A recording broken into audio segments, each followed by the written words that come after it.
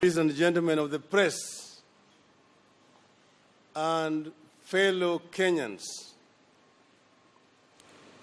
in the life of any nation, a time comes when the people and their leaders must audit the progress made towards the attainment of the goals and prayers laid out at the founding of the nation. Abraham Lincoln said, and I quote, "If we could first know where we are and whither we are tending, we could then better judge what to do and how to do it." When such time comes, the leaders entrusted to secure the goals, in our case, justice, unity, peace, liberty, and prosperity for all, have a duty to reflect on their performance in the search for these hallowed goals. Such a time has come for Kenya. 54 years into independence, we are challenged to audit our progress towards the ideals for which our fathers fought to establish a free and independent country, and for which many of our compatriots died. We, the leaders, are equally summoned to reflect on our performance toward the achievement of our nation's aspirations. This audit and introspection has been a long time coming. Throughout our independence history, we have had doubts on how we have conducted our affairs in the face of growing divide along ethnic, religious, and political lines. Regrettably, we have responded to our challenges by mostly running away from them. We have moved from year to year, election to election, never pausing to deal with the challenges that our diversity was always going to pose to our efforts to create a prosperous and a united nation.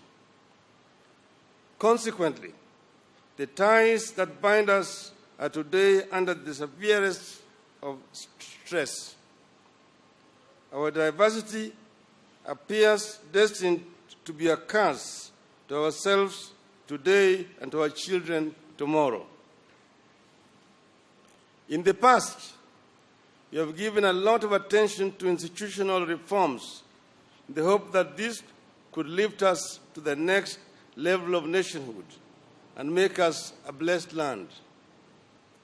7.5 years ago, we gave to ourselves a new constitution. We put our faith in it as the instrument to revolutionize our nation. In this way and many other ways, we created some of the best hardware any country has ever possessed to engineer their affairs. We must be courageous enough to admit that it has not worked. It has failed because we are yet to upgrade our software. We have been pouring new wine into old wineskins.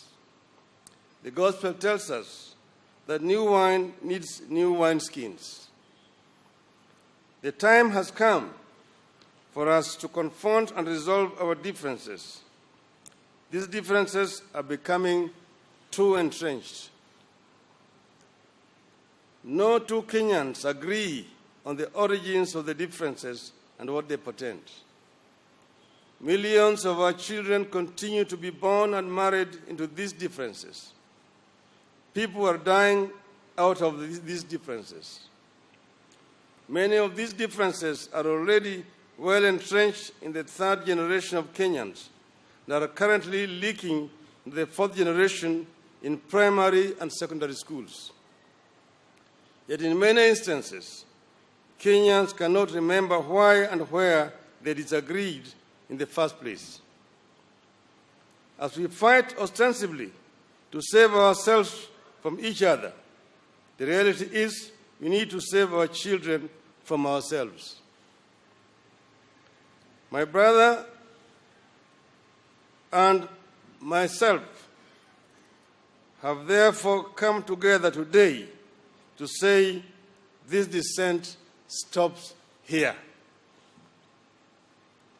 We refuse to allow our diversity to kill our nation. We refuse to be the leaders under whose watch Kenya slid into a failed nation. This is a call to self-reflection. We have to look into ourselves and challenge our readiness to make the changes that will allow our institutional reforms to work. So long as we remain divided, acrimonious, selfish, and corrupt, no amount of institutional reform will better our lives. The reform process will become an exercise in diverting attention from our own failings and taking refuge in the blame game. We therefore seek your partnership in this initiative, fellow Kenyans. We are all sailing in this one ship. We must come together to scoop out the water that has been seeping, or we shall capsize. We have traveled too far to turn back. We would never make it back to the shore. Yet we can't make it to our destination either. Our only option is to come together and scoop out the waters of animosity that we have been pouring into the boat before we all sink. Once again, as Lincoln said, the result is not doubtful. We shall not fail. If we stand firm, we shall not fail. God bless Kenya. So, kwa Kiswahili tumekuja pamoja na ndugu yangu Uhuru Kenyatta. Tumeongea kwa kirefu na tumekubaliana ya kwamba tunataka kuunganisha Kenya iwe taifa moja. Na tumesema mgawanyiko ambayo imekuwako tangu uhuru mpaka leo itakwisha hapa na sisi. Na kutoka hapa tunataka kuunganisha taifa la Kenya ili tutembee pamoja kama watu moja. Hiyo ndio sababu ya sisi kukuja pamoja hapa siku ya leo. And we say that the divide ends here, beginning the process of building the bridge that binds Kenya together. Yes, where we are. Sasa ndugu yangu ataongea. God bless. Thank you.